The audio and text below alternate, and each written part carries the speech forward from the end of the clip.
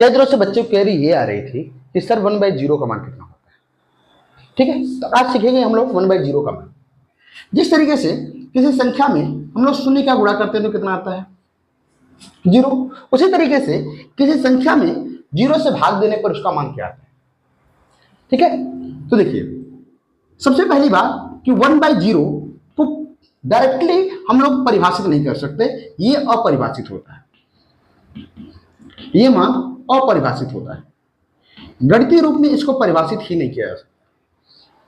ठीक है, लेकिन अगर हम कोई संख्या लेते हैं 1/x और इसकी लिमिट हम लोग रखते हैं limit x tend to 0 minus का मतलब यह है कि यदि हम संख्या रेखा लें और संख्या रेखा पर यह संख्या रेखा हो, अगर संख्या रेखा पर हम माइनस इन्फिनिटी से माइनस साइन से शून्य की तरफ जाते हैं तो लिमिट हम लोग माइनस लेते हैं।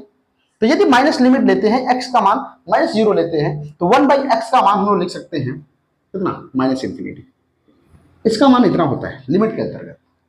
और यदि limit x tend to 0 plus लें, 0 प्लस का मतलब यदि हम दाहिने धनात्मक तरफ से शून्य की तरफ बढ़ते हैं तो इसी शून्य का मान +0 लेते हैं तो 1/x इज इक्वल टू लिख देंगे कितना +इन्फिनिटी।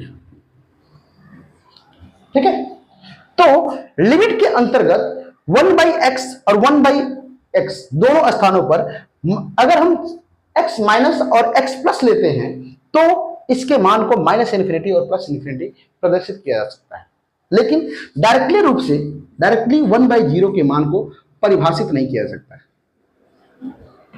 परिभाषित नहीं किया जा सकता। ठीक है, गणितीय रूप में इसकी कोई परिभाषा स्पष्ट रूप से नहीं है। जैसे आप लोग जानते होंगे कि tan 90 डिग्री का मान होता है अपरिभाषित, अपरिभाषित। किसी किसी बुक में आपको देखने को मिलेगा tan 90 का मान इन्फिनिटी भी देखने को मिलता है। ठीक है, तो 1/0 के मान को हम लोग डायरेक्टली इन्फिनिटी तो नहीं लिखते, लेकिन संख्याओं को हल करने के लिए हम लोग इन्फिनिटी का उपयोग करते हैं। लेकिन अगर हम पूर्ण रूप से मैथमेटिकल अवधारणा को देखें तो 1/0 के मान को परिभाषित नहीं किया जा सकता, पूर्ण रूप से लिखित कहीं प्रमाण देखने को नहीं मिलता है। लेकिन हम लोग संख्याओं को हल करने के लिए 1/0 के मान को इन्फिनिटी ले लेते हैं। ठीक है, तो उसी तरीके से tan 90 के मान को भी हम लोग लिख सकते हैं tan 90 sin 90 अपॉन cos 90, इतना हो सकता है। और cos 90 का मान होता है 1, sin 90 का मान 1, cos 90 का मान 0। तो इस तरीके से इसके मान को भी अपरिभाषित रखा जाता है।